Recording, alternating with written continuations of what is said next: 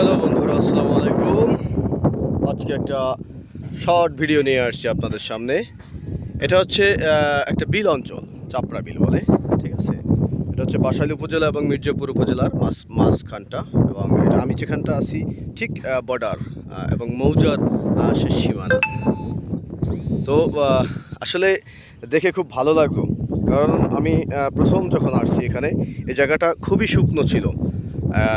সরিষার চাষ ছিল, সরিষার চাষের পরে এরপরে এখানে চাষ হয়েছে ইরি ধানের। কিন্তু হালকা বৃষ্টি বা এই দু এক দিনের বৃষ্টির পানি জমে এবং জোয়ারের পানি উঠে এই জায়গাটা পানিতে ভরপুর, টইটুম্বুর। হয়তো আজকে আমি এখানে জুতো পায়ে দিয়ে, এই দেখেন, আমি আমি অলরেডি জুতো পায়ে দিয়ে চলে আসছি।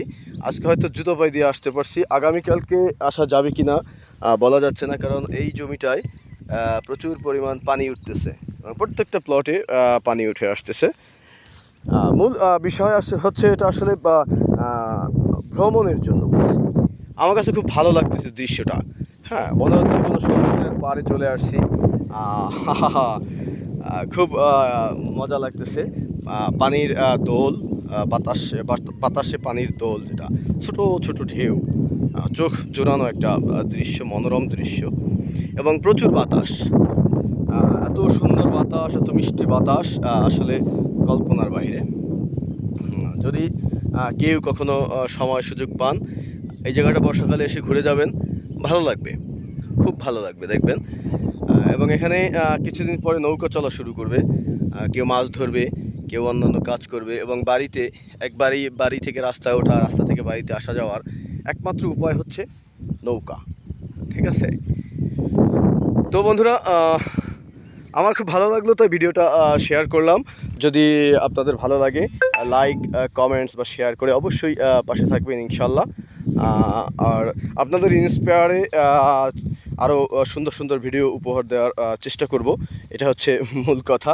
কারণ আপনারা যদি সাহস যোগান, আপনারা যদি ইন্সপায়ার্ড করেন, আপনারা যদি প্রশংসা করেন, অবশ্যই আমরা ভালো কিছু করতে আমাদের ভালো লাগবে।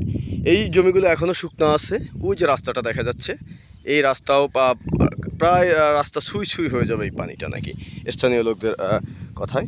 এবং ধীরে ধীরে প্লটগুলোতে পানি বেড়েই যাচ্ছে।